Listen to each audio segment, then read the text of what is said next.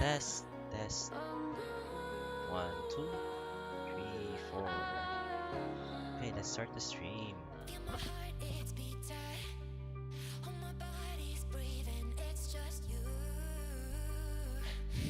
Okay. So, yeah, different from the usual content. Let's. I just like to share my ano call this insights, experience, or kung ano alam ko sa CODM and how to start off if you're a beginner. Pwede din siguro sa mga advanced players yan, pero most likely alam na nila to. And yeah, sana lang makatulong ito sa inyo. And of course, I'm not saying na magaling ako, and there's a lot of other players na sobrang galing kaysa sa akin. So, sana lang makatulong rin to sa inyo. That's really what I'm hoping for to get you started if you're new to CODM, Call of Duty Mobile, and FPS games in general. But for now, as a first part, I'd like to focus on the multiplayer since that's my core gameplay. I usually play mobile multiplayer, especially for our clan. We do have VR players and VR screams. Of course, nakikisali ako rin ako doon. May alam pa rin ako doon. And I'll share that in the next stream, most likely. What I know of. For sure, marami pa rin alam yung mga climates dyan. Hello, climates! Okay, so let's go into loadouts for now. I'd like to share what's my loadout. In CODM, we have 5 loadouts. So for my first one, depending sa situation, ito yung usual na nagagamit ko sa S&D, Search and Destroy, which is like, typical place the bomb, defend the position. Same sa Counter-Strike. So sa QQ9 or MP5 as more popularly known, ito yung loadouts ko and attachments na nakatagdag sa kanya. I'm talking about first sa loadouts because before I go into aiming, recoil control, and some air movement, maybe later on, mas maganda kung may background kayo kung ano yung ginagamit ko sa guns. So, QQ9 is a newly added gun sa season na to. So, I can't remember last season yata o this one.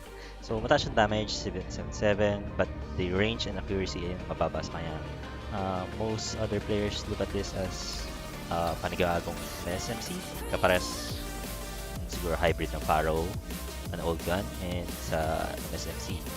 So, rusher and close quarters ang usual na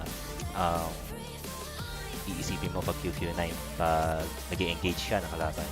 So for mine, I have an extended, foregrip, and a long barrel. Why long barrel? Actually, for others, they sometimes prefer the stock for added mobility or quick draw. But that's for depending on your playstyle, of course. For mine, I'm mostly what do you call this? A player who likes to aim first before rather than moving faster. Aim and kill faster is my modus operandi sa paglalaro ng CODM. So, walang optic as you've noticed is because to compensate for the quick draw, yung added speed sa pag-ADS or yung pag-aim mo, tinanggalan ko ng scope siya for optics.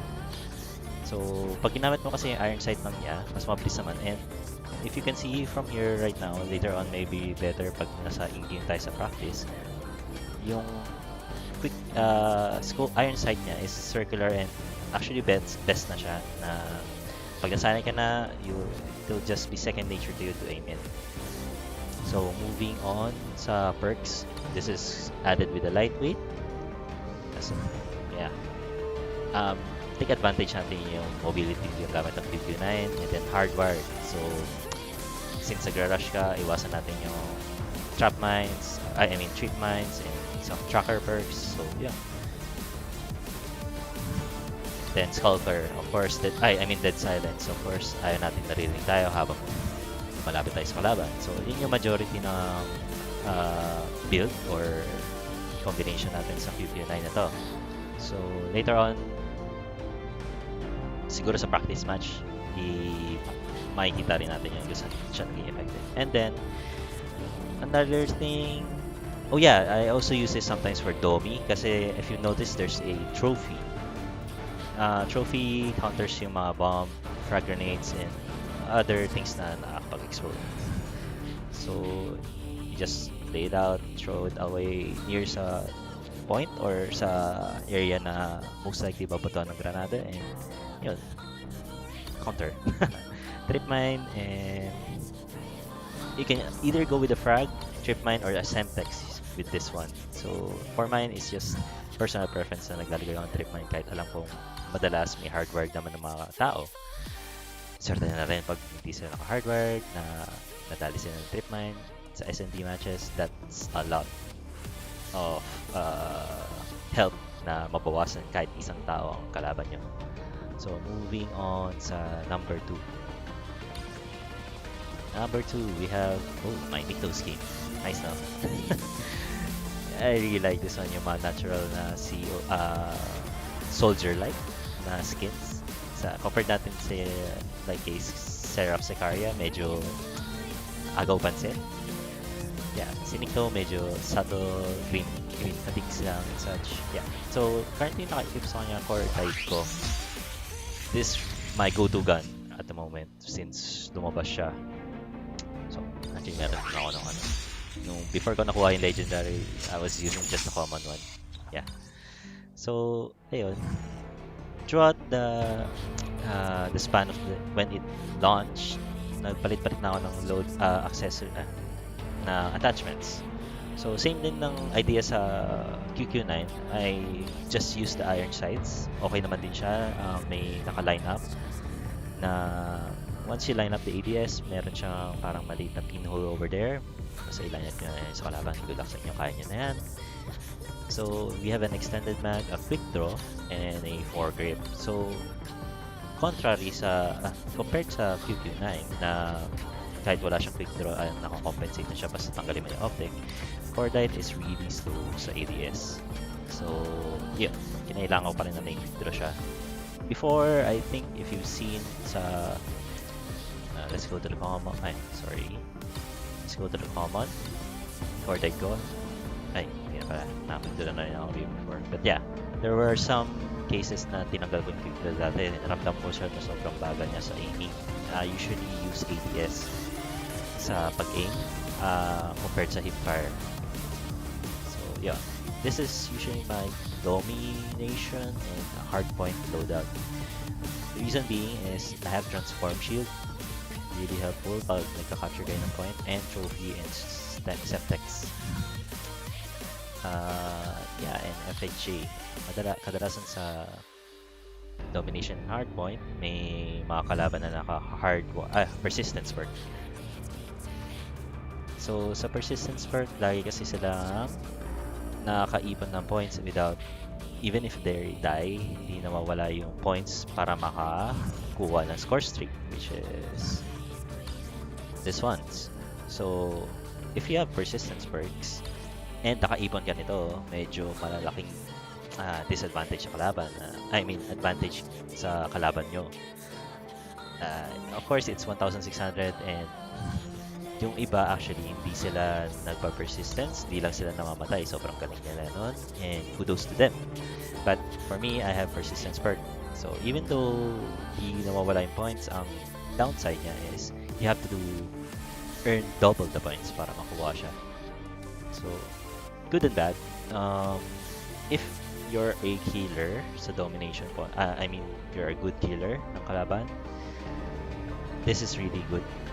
But for me, doesn't really happen all the time. So madalas ang nangyayari lang is really transform shield, trophy, mapagalang ako sa iniisip mo, tanggalin ko na to. But it's still helpful kasi nakakuha ko ng yung susunod na score streak, which is mine is cluster.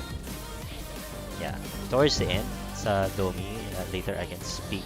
I can explain on that one. Sa Domi matches may mga phases siya. So umpisa, point system muna kayo, iwas kayo, and kuha na point na domination areas or capture the point. But towards the end, pag narami na kayong points and nakaipon kayo na score streak, dun siya nagmamatter sa persistence and sa ipon ng points. Yeah. Kaya marami pa rin nagpa-persistence na nakikita mo. Okay, so moving towards the third one, this is my main talaga na loadout. So by default, I use the 4.0 G.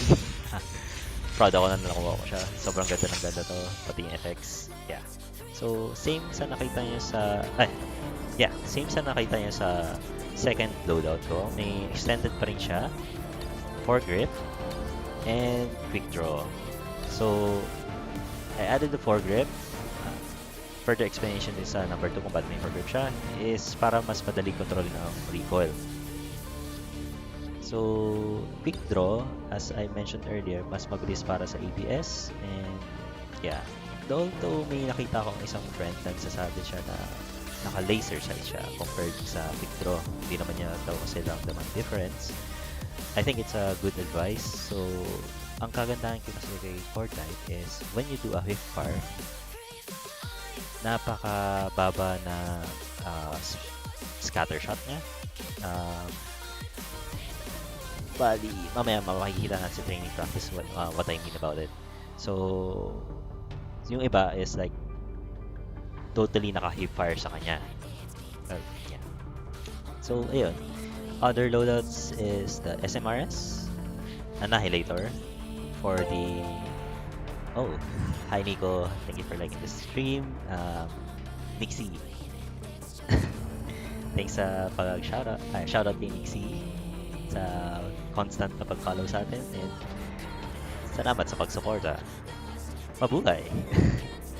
Yeah, continuing on sa Annihilator. Why did I choose the Annihilator as part of my main loadout? Kasi sa Annihilator, other than you can get one hit kill and medyo mataas ang range or aiming niya, it's very helpful against Goliaths, VTOL, and other UAV. One shot lang actually ang UAV. Ang VTOL is 3, Goliath is 2. 2 shots. So imagine that na mabilis na pag-aim mo basta you have to practice aim. Mabilis mo pa mapapatay ang VTOL and other enemy units. Forgot what they are called, but yeah. So other than that, you have Semtex and a cryo bomb. Cryo bombs are really helpful when you're trying to slow a rusher. Let's say kaka-start out niya sa SND, Search and Destroy. May nakatapat kayo recently na after ng first round, na nalaman nyo na madalas sila na QQ9 or nang rush. Throwing a cryo bomb slightly impedes their mobility. Basta itapang mo, of course, saan sila usually papasok. So, ayun. As my main loadout, ang dami niyang naiisip na scenario. Let's say, kahit sa Domi Hardpoint, ito rin nagagamit ko, main loadout ko. Si Cryo actually nakakatulong na hindi sila makatakas agad. And then, let's go for the perks. Perks is still lightweight. Recently, I really like lightweight and how fast you can respond while running towards to support your teammates sa gunfight, or like answer sa points, pasok sa point. Yeah. Dati, I remember putting agile in, but once you get the hang of pre-aiming or yung bilis ng kahit wala yung agile, okay na siya actually. That's for me, of course. Your mileage may vary, so depende sa inyo yun kung ano yung game style nyo. Again, this is just my opinion, of course. And then, we still have hardwired. So, yeah, ako natakot ako sa trip mine. The reason being sa trip mine is nakakatanggal siya ng momentum or yung flow mo while you're aiming, firing, and just walking around the map. So, dead silence pa rin para, added advantage yung may surprise factor ka sa kalaban mo. Then, moving on sa fourth. Yeah, so, sniper, hindi natatanggal sa loadout ko. I've practiced sniping since Counter-Strike days. So, luckily, na-carry over siya sa CODM. PC games yun, of course, but yeah, we're talking about mobile games now. Ang kagandahan sa CODM, pag naka 4-finger layout ka, really big advantage na nakakapag pre-aim ka, nakakapag-scope ka, manual scoping, and kahit ADS lang. So, let's go for our loadout. For our Arctic 50, ang chosen ko. It's either you go with a DLQ or an Arctic 50 is my recommendation for the snipers. Dati nakalogos ako, but I found that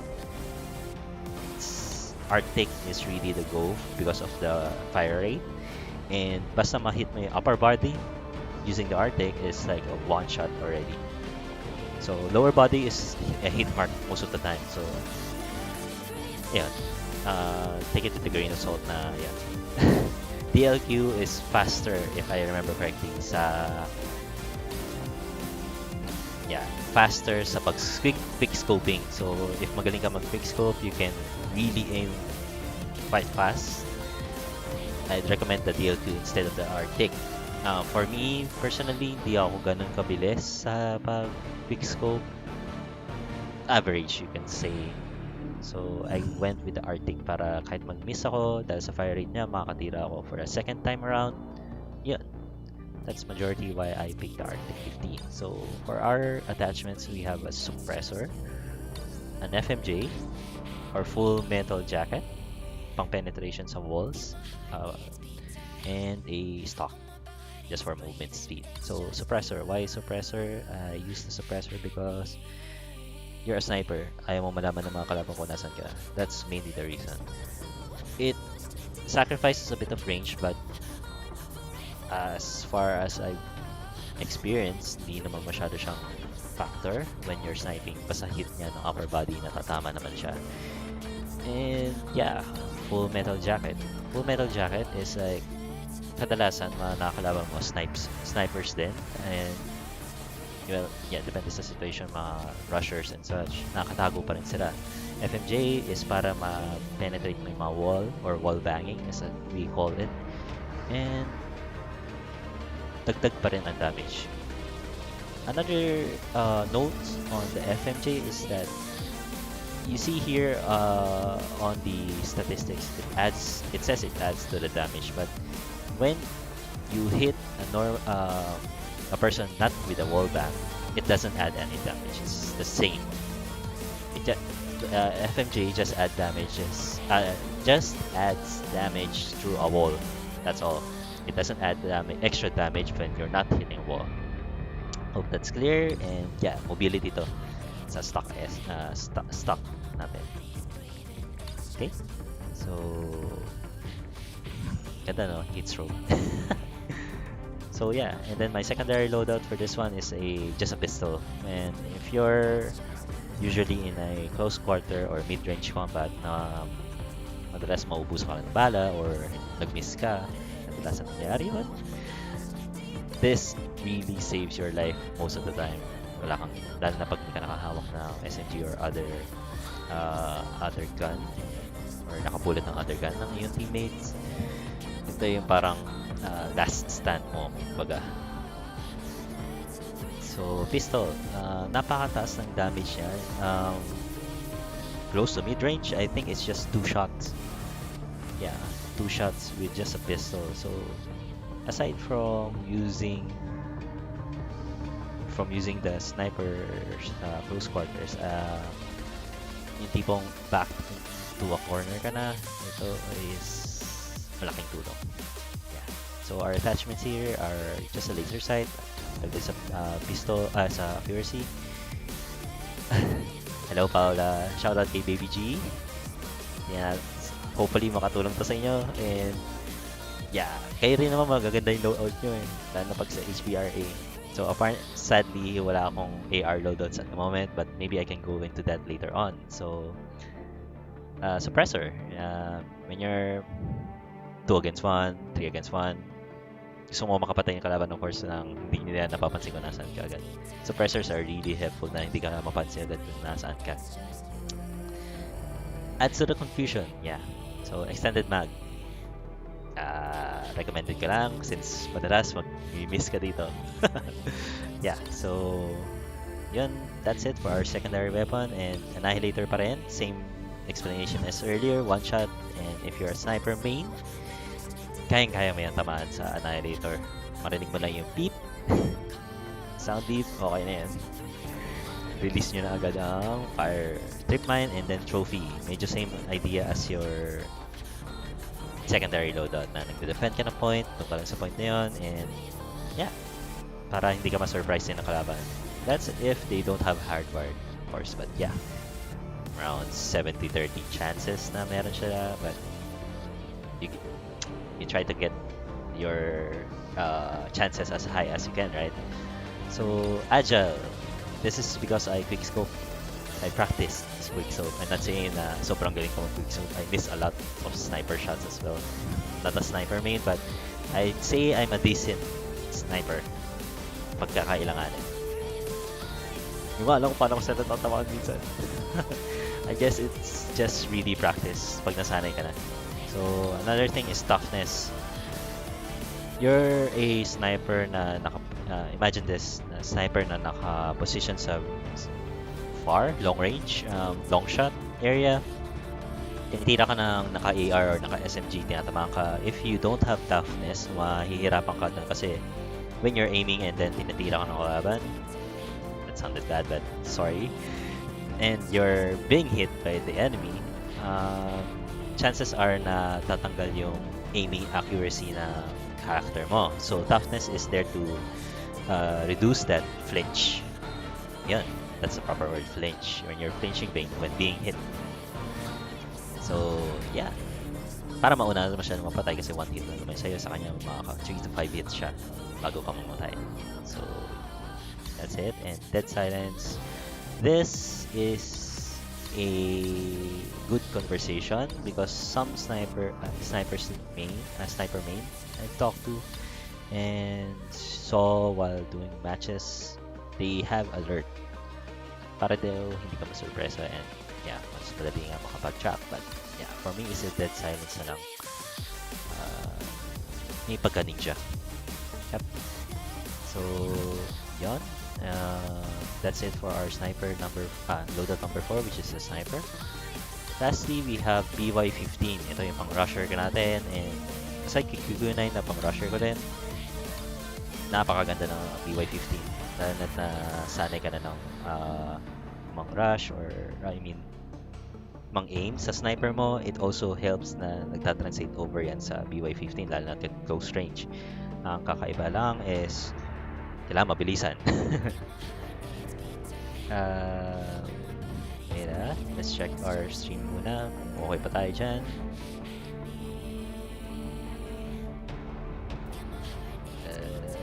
Quickly share our stream para naman makita ng iba rin. Please support my stream, Lexheart Gaming sa Facebook page and Lexheart_gaming sa Instagram. I do hope you like the content here and keep following us for more contents like this. Yeah, and we're down to our final loadout before I try it out on the training session para makita mo yun muna. Then we'll most likely be doing a practice match with bots. I'm not doing the rank for this one kasi mas mahihirapan ako mag-explain nun kasi yeah, mas mabilis ang pangyayari pag rank. Hindi na tayo makakapag-explain nun. BY-15. BY-15 is a suppressor rin, a laser sight, and a fast reload. Others would change the suppressor to a long barrel, I think. But for me, suppressor is like, you can take the enemy by surprise kasi makakapag 180 degree habang nasa likod mo. Nasa likod ka nila. So yeah, it's mostly a one-shot kill, but same goes with if you're hitting the lower part of the body, it's going to be a hit mark, or like say, medyo hindi centered ang aim mo sa BY-15, it won't be a one-hit kill. So practice your aiming, guys. Really helpful. Secondary loadout is still an SMRS. Medyo same sa may number 3 loadouts ko ang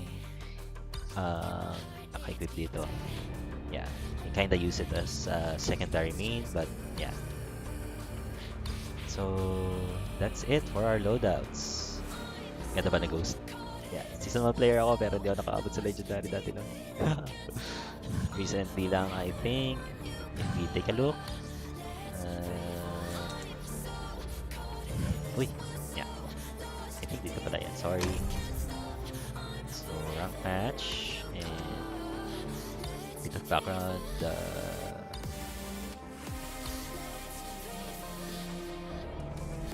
In total, saan ba yung nakikita? I forgot.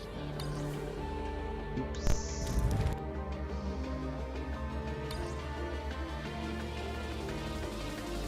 Kalimutan ko na sa nakakuha. So sorry. Well, anyway, next time siguro ipapost ko na lang. But yeah, I've been trying to get Legendary since Season 3. Yeah, Season 1 and 2 lang ako hindi nakapag-Legendary kasi iba pa yung focus ko na game nun. And yeah, let's go for our practice round sa training muna para mas madali mag-explain kumpara sa bots. Yeah, featured in the training mode. Let's go in. So, yon yung sa na-explain ko before is sa isang BR event namin yesterday. Nag-explain ako kung bakit ako nag-training mode madalas is daily routine, kumbaga parang hindi mawala yung muscle memory mo habang naglalaro. Kasi it's all about making it a bit more natural. So sa training session, meron silang flying things like this, track and moving objects na pwede mo pag-practicean. So let's go first with the loadout 1, Q9. So sa training session ko, tinatry, I learned this with Jokesa again, as I've said in the yesterday's event, na you try to practice daily yung aiming skills mo. Let's say for this one, it's a moving target. You see how I track it. Try to center my crosshair most of the time. Natatrack ko pa rin siya. Kahit sa malayo na ganun, natatrack mo siya.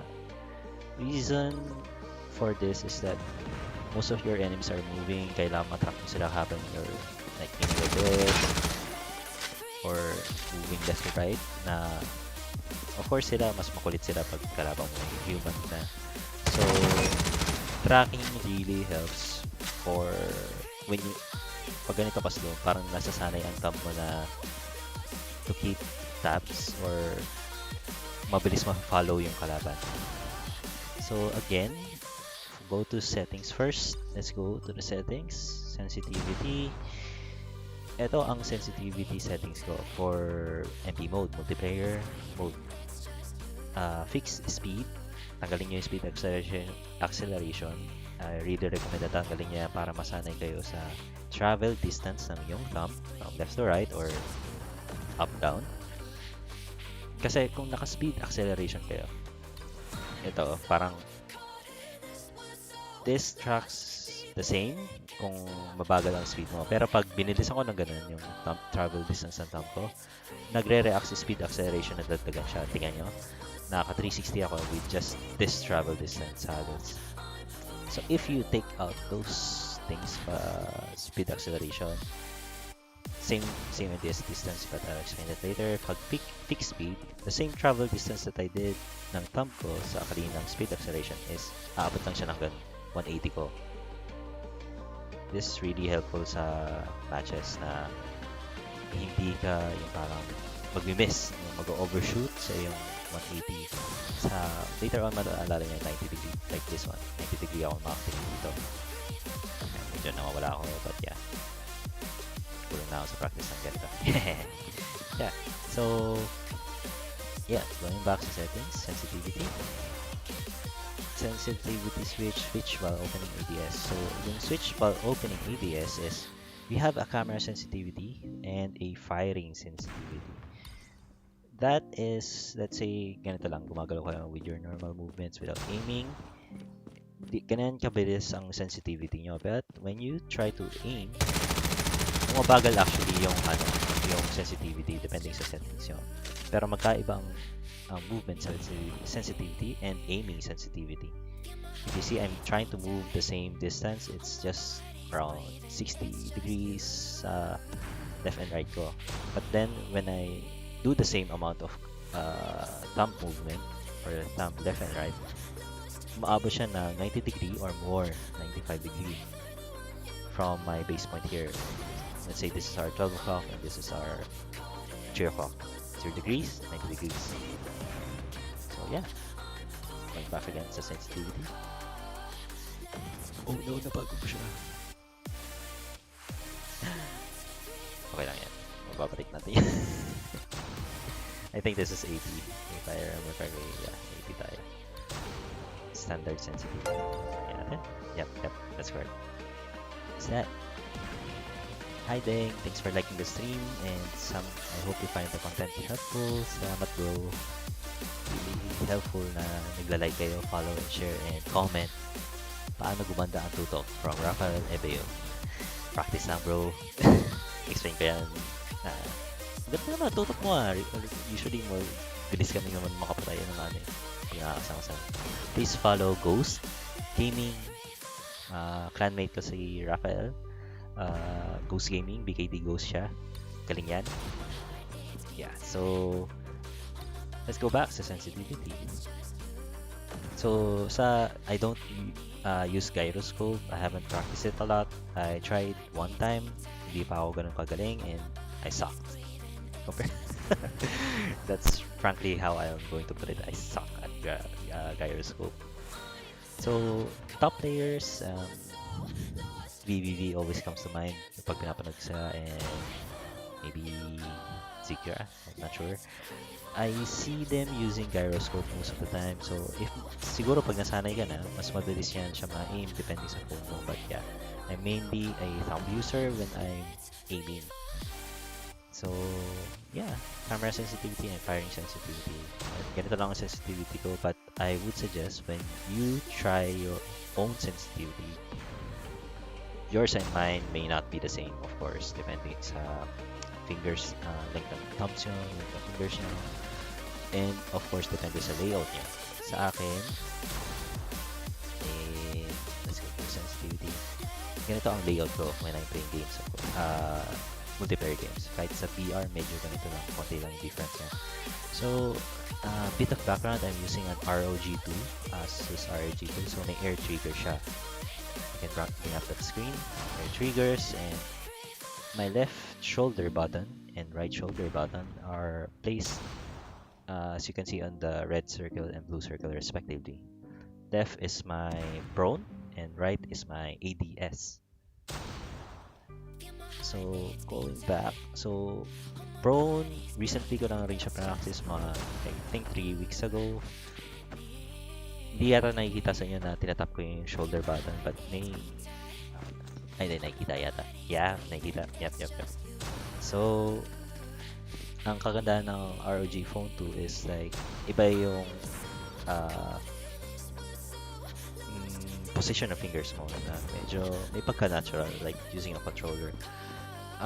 Certain advantage ko na yun, but certain advantage ko yun and medyo disadvantage na nasanay ako ng 4 fingers lang compared sa iba na nakaka 6 or 5 or 6 fingers or yeah.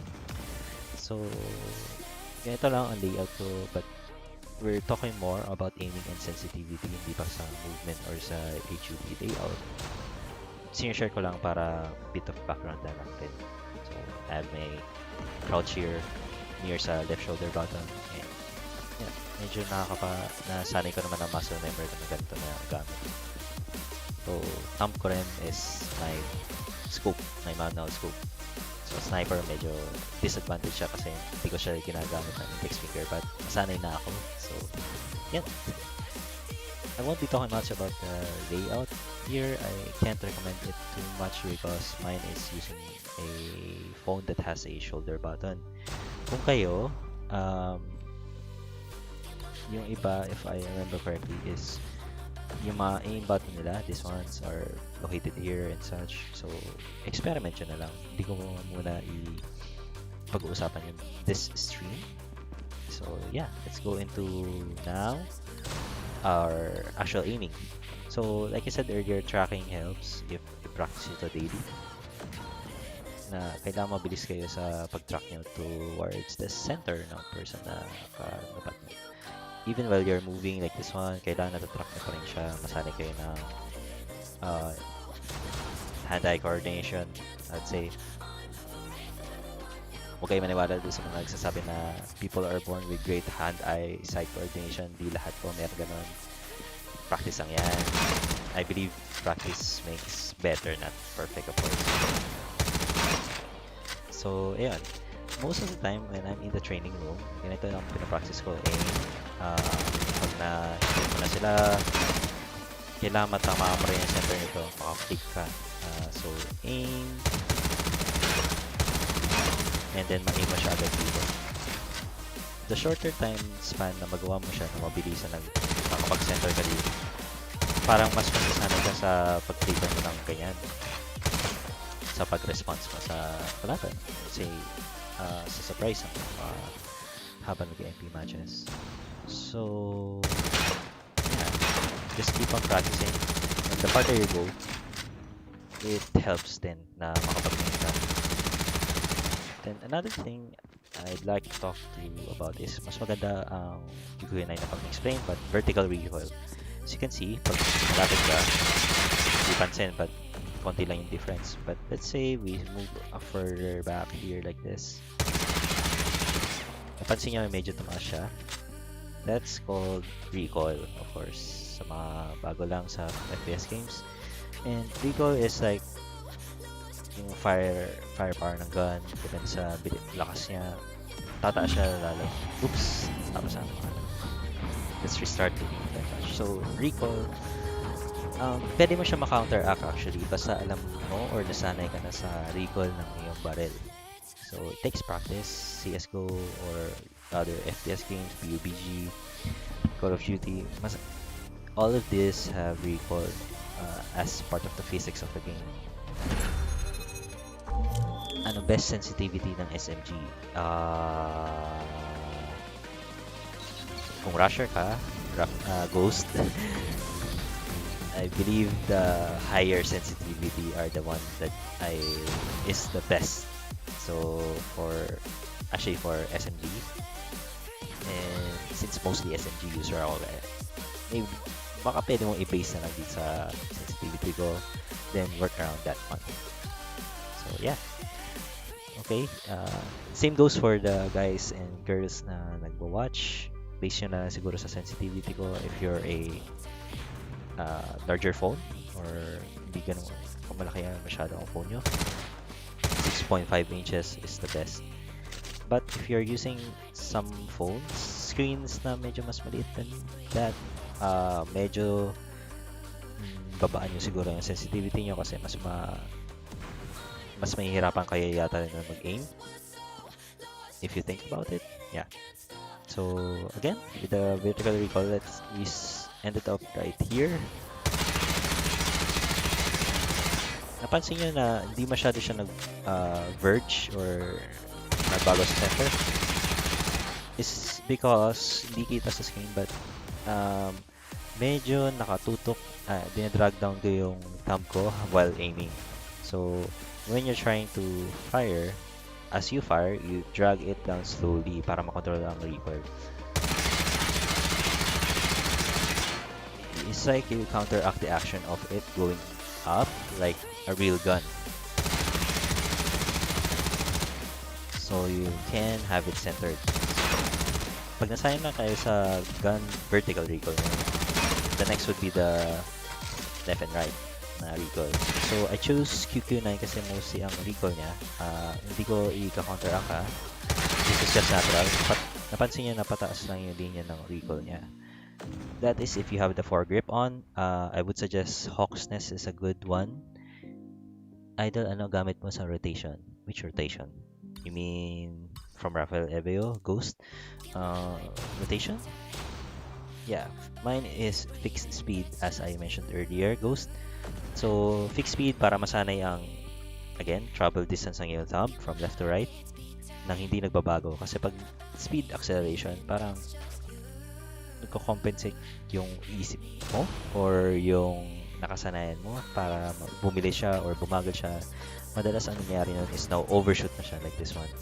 So, earlier parts ng video natin merong explanation about it. So, yeah, backtrack na yan. Siguro by the end of this video, I'll add in timestamps of when I talk about some of the points. So yeah. So again, going back sa vertical recoil, as you can see, if you have a foregrip on, para sa 59, tumataas lang siya. And wala masyadong left and right recoils like this one.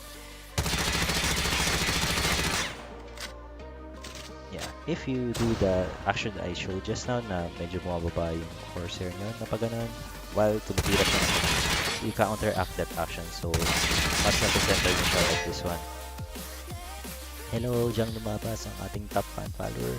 Thank you for liking the stream and hope you like the content we're doing here. Please support my page, like, share. Salamat. Bigla nagtubanding pa si Jang. So, isa rin yan sa magagaling namin. Thank you po, Ghost, sa pag-like ng stream. And yes, salamat din sa pag-watch. It really helps na if you stay longer for a minute, that really supports me in my video game content creation. Okay, so that explains a bit much about vertical recoil. Let's go for our next setting. Let's say the core diet. Sa core diet compared kay Q9, medyo ganun din ang recoil niya. So, less sa pag-iisip or less sa muscle memory na iisip ka na iba pang recoil ng left and right and such na meron ng ibang barrel. Good example would be AK-117, I think. I forgot where it's placed. RPD does. GN. Yeah, here. So, this is a good example na if you see it has left and right thing while you're aiming sa malalayo. So, sa left and right yung nagiging problema mo na medyo matatama agad. So, just mas mag-iisip ka or mas ipapractice mo pati yung pag-perfect someone. So, I haven't been able to perfect that, and kung kayo na-perfect nyo yan or let's say magaling na kayo sa ganun, good, great, saludo ako sa inyo. I mean, isa kayo sa mga magagaling din talaga sa FPS games like this one.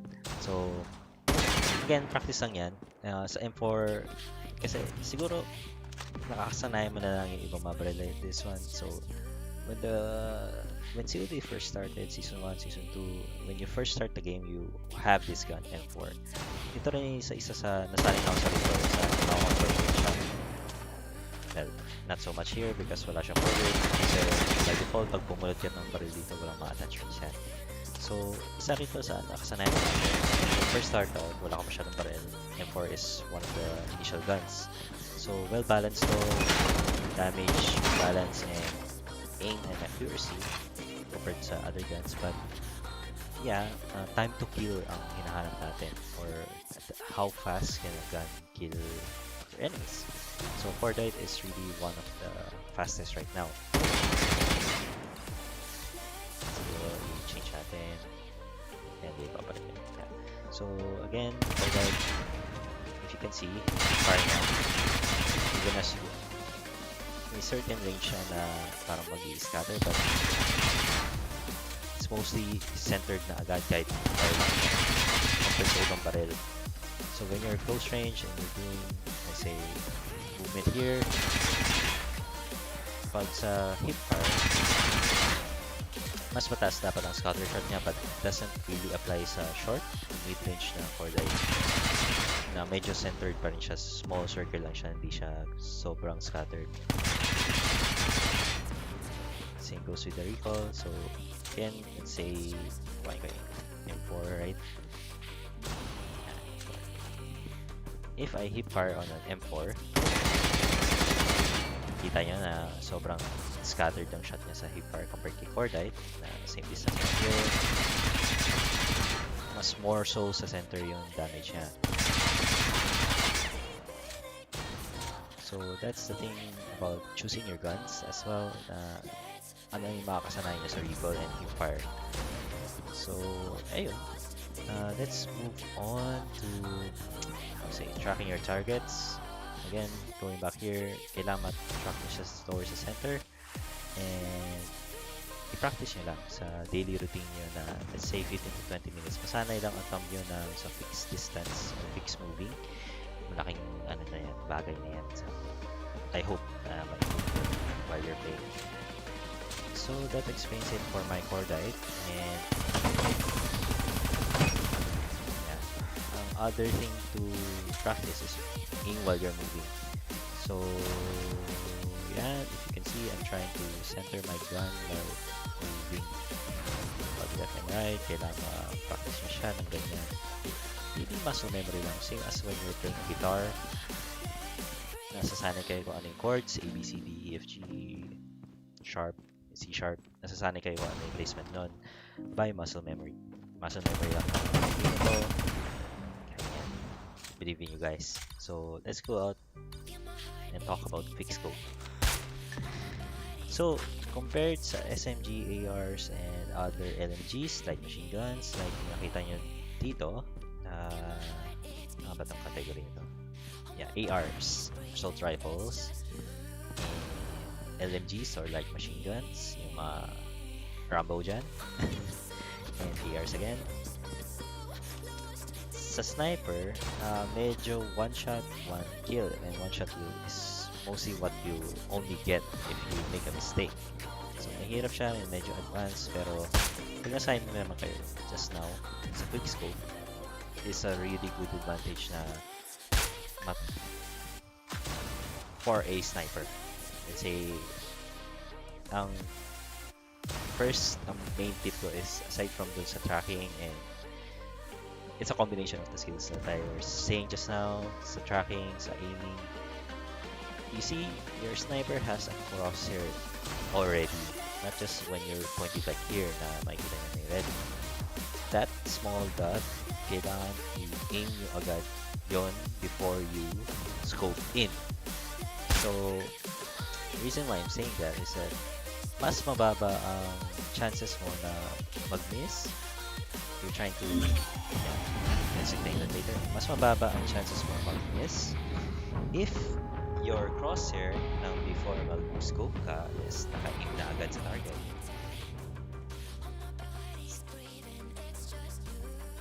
So, let's wait before I go in. Medyo mapangit pag wala yung actual gameplay on. Lods, long barrel, okay din cordite. Yes! So, yan. From C. If you're using a cordite, sidetrack tayo saglit. Yeah. Okay. If you're using a cordite, and then kasi ang cordite by nature is already good sa short and mid-range. This one, madali lang tamaan ng mga short and mid-range. And mataas na din ang time to kill niya. But if you add a long barrel, that time to kill sa range ng ganon is mas mabilis and mas overall mas maganda compared to when you were using this current roulette that I showed you earlier. So that's an added advantage when you're using a long barrel as well.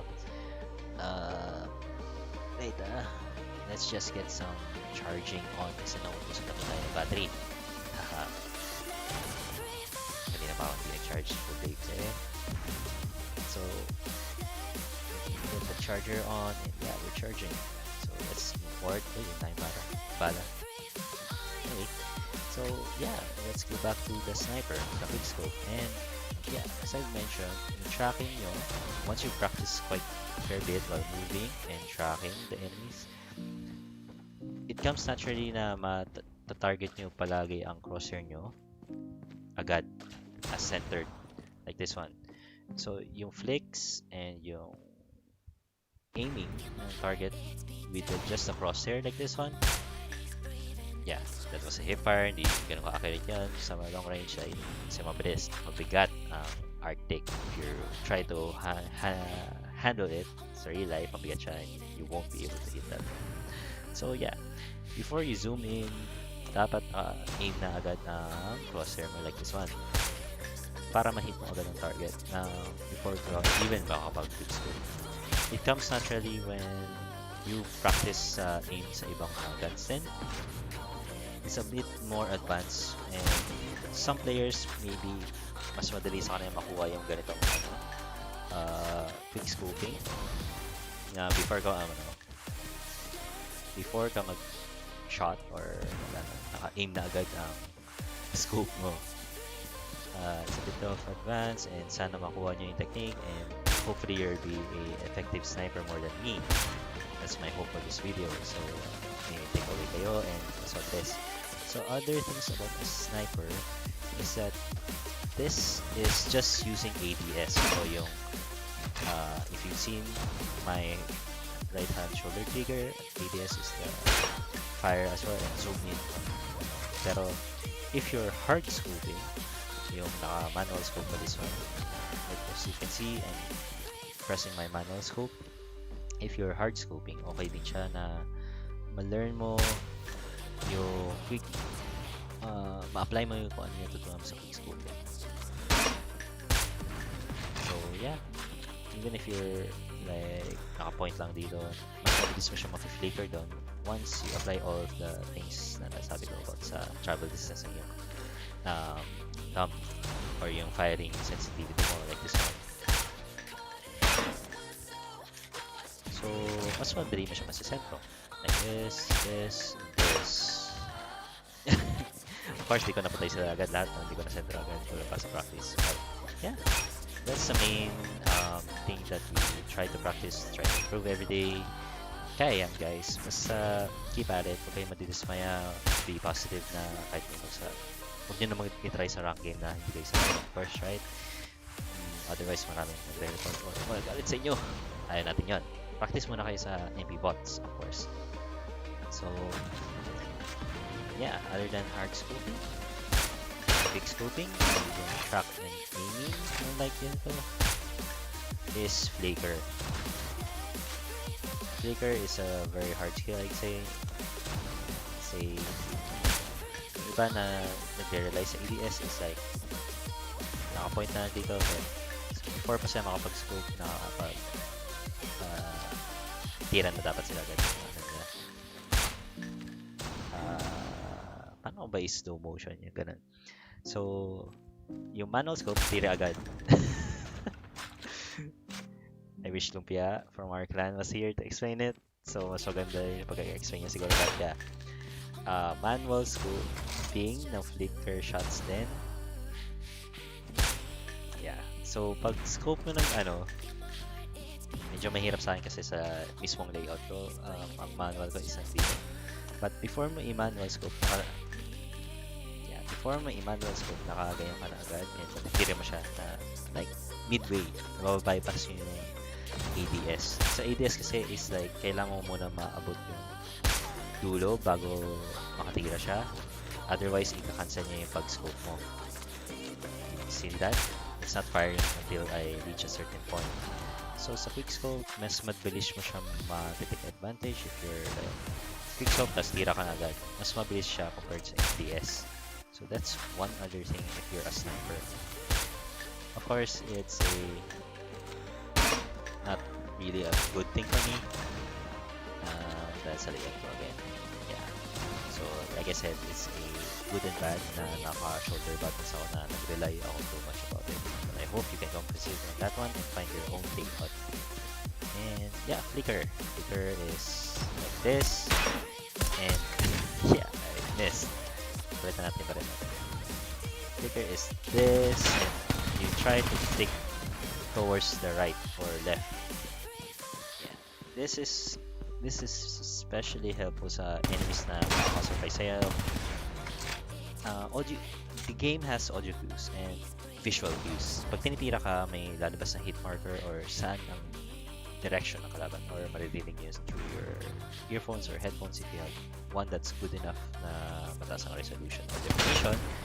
Maririnig nyo kung saan sila galing usually. And flicker helps you to, while you're aiming one enemy here, also aim for the third or second enemy at your side. Medyo kulang kasi nagtanong ako lang. Yeah, the shorter time that you are able to do that, mas magiging effective. That's about it for the flicker, and it's usually helpful when you know your own travel distance count sa thumb mo or sa movement speed ng rotation nyo. So yeah, BY15, wala naman masyadong masasabi dito. Aim shoot, aim shoot, aim shoot. Yeah. Again, maganda lang na masasabi ko is kailangan masanay kayo sa distance as to how much mo one shot yung tao sa shotgun. Mid and close range talaga siya. Pag naka-long barrel ka, malayo siya but not by much. So as you can see, I'm trying to hit the second target. At a certain distance, hindi na siya one shot. Hindi nabawasan lang siya. Pero yung first target is one shot pa rin siya. Mas matama mo siya sa sentro. Pero ito, it's not going to be one shot most of the time. Yan o, hit mark lang siya. So, yeah, that's about it. Maganda pag naka BY15 ka is mostly your movement speed and aiming speed. Ito is mostly going to rely on how good your flicker is while you're sliding like this one. So, trial tayo. Like, say, slide here and aim. Yeah, hindi ko na tamaan and sadly that's it. Yeah, something like that. When you're sliding and then aiming quite fast, that's also one good skill a shotgun main would need to have.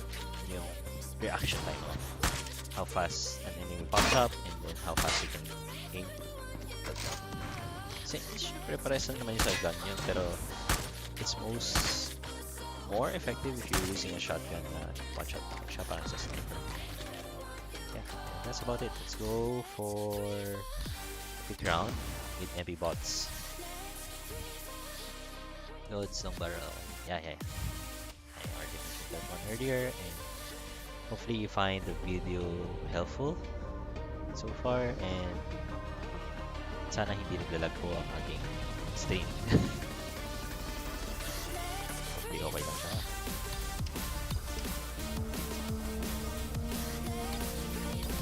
I'm just checking out my stream kung okay lang, and let's go do some matches. Deathmatch. And yeah, so closing off on this tutorials of sorts is practice daily. Kahit 15 minutes lang guys, makakatulong na yun. Hopefully makakatulong na yun sa pag-improve na ninyo daily. And huwag kayo mawala na asa. If ay master elite, and I'm really hoping na makatulong to sa inyo and mas marami tayong gumaling sa COD. Yeah, so let's go into an MP match with taking what I said earlier. So again, sa movement nyo and I'd say parkour, kailangan marunong kayo or memorize nyo yung galawan sa mapa. Oh, tumama siya sa ulo. Galing.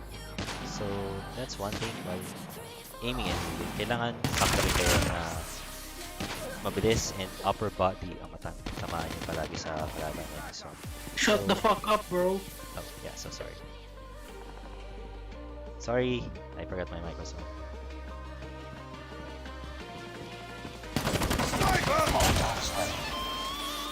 Ayun. Medyo nawala ako doon. And yeah, yung dead silence natin, if you see,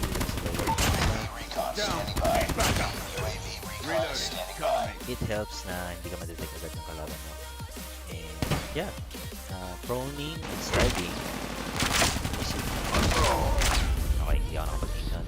Medyo na-rattled ako dun sa nasabi niya. I'm sorry na naguluhan siya.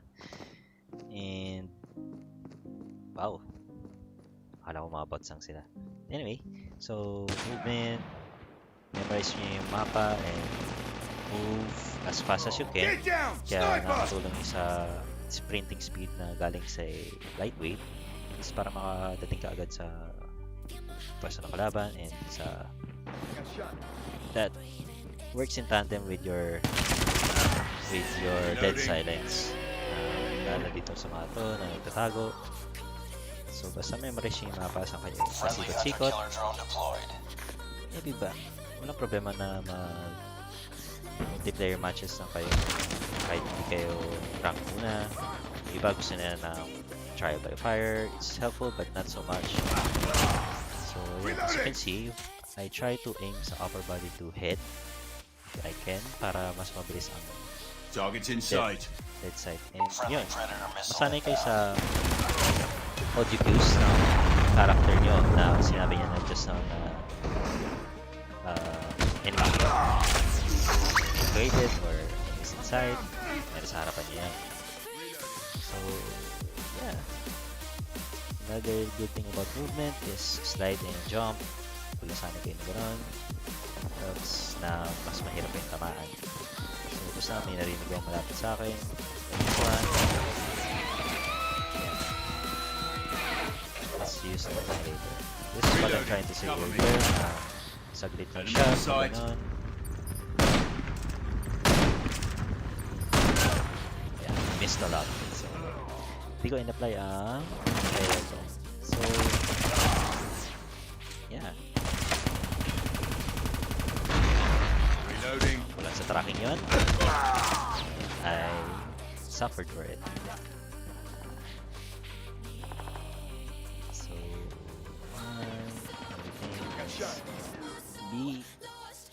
be aware sa map na last position ng laban and last position sa map and para alam nyo kung saan kayo pumunta ang bilisan ng this one. So, yun ang the long range there and dito may nag-slide. Objective almost complete. Hot shot. Tigan na ako doon sa kanyang Sparrow. Yeah. Target's in sight. Like I said, mas mabilis yung mga kalaban. Really helpful na rin na kesa yung papadagan mo pa. So, movement speed, parkour, know when to jump, and when to hit double jump para makapag-launch or makapag-tawag sa word na yun. Yeah, you get my ledge and para maano kayo. See, I try to hit along with the proning kasi nakakatulong yun for enemies to have a harder time hitting you. Aside from sa slide jump na rin sinabi ko kanina, when you're trying to get into a confrontation or engagement, pag natira ka ng kalaban, this makes them try to track you. So, depende na sa bilis ng tracking capabilities or tracking experience ng kalaban nyo, mas mahihirapan sila. So, pasensya na kung sino yung gayan kanina sa chat. And I hope I didn't ruin your experience. And positive lang tayo. Yeah. So, yeah, we got a high kill doon. Just explain the videos. So, yeah, let's move forward sa other gun. Practice natin in applied practice tayo sa nasabi ko about the sniper. Mas mahirap na mapa to. Rust is like a square box na square environment lang na enemies could be coming from left to right. So yeah, medyo mabilis ang ating screen. Papulisan ako ang internet ngayon. I hope you guys have better temperature at where you're watching this from. So again, Enemy contact. don't do that. Mag-slide out na kayo na pag ganun. So, yeah. Lost the lead.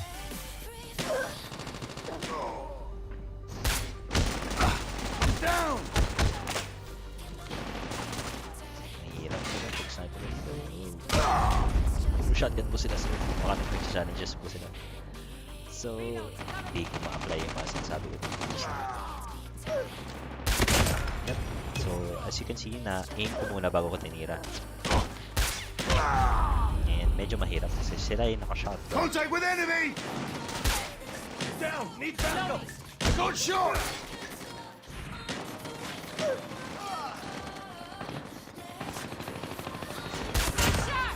Yep. As you can see, basta matamaan niya sa upper body niya, okay na yun. That was tracking in effect, pero sadly, may nakaharang na nakaharang na wall. So, in certain areas na hindi tatamaan ng FMJ. It's too close. Fight harder. Hit mark lang. Ito naman. Lost the lead. Sadly, don't stay in one spot. Enemy contact! Attack. Patay. Down! Need backup! Reloading! Hindi ka mag... Heads up. Enemy UAV spotted. Sayang. Yeah. Movement, speed, and Cover me! everything else. This is manual shooting. UAV will be just 4 hits pag sniper ka. So, if you don't have an SMRS, that's really good. Ano ba't sinuseryoso na masyado ganitong match? Baka ano ba? So, that was toughness in effect. Kahit tinitira ako, Enemy kapag-aim inside. ako na mas maayos pa rin. Enemy inside daw, sa likod yata. Ooh! Jump! Hindi ko na pindot ulit Lost the yung jump. lead. Proper Heads up, team. Enemy UAV spotted. UAV. Yep, see it. It's too close. Fight harder. Yan, na-miss yata yung Lost the lead.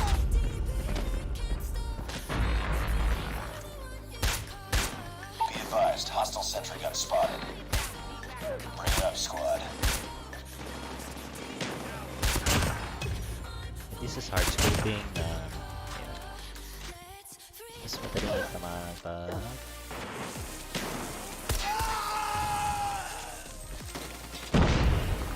Get down! Sniper! sniper daw. Oh! Molotov is ready.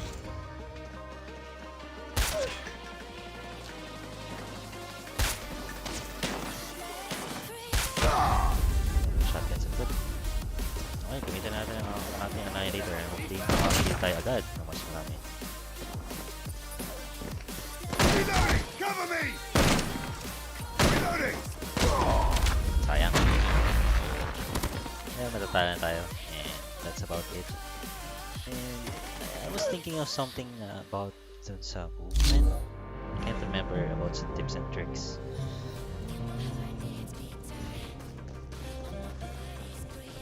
Enemy in sight. Galit siya po. Pa-outlaw instrument. And tumama siya kahit wala sa mama. That's lag and net latency at play. So, yun. I hope this is helpful to you guys, and I hope this improves your gameplay. And hit me up in the comment section kung meron kayong gusto nyo request. I'll try to answer that as best as I can and kung ano yung alam ko. So, yeah, good luck and have fun. This is Lexheart signing off. Thank you, and please watch our next stream. Oops, tayo, di ba?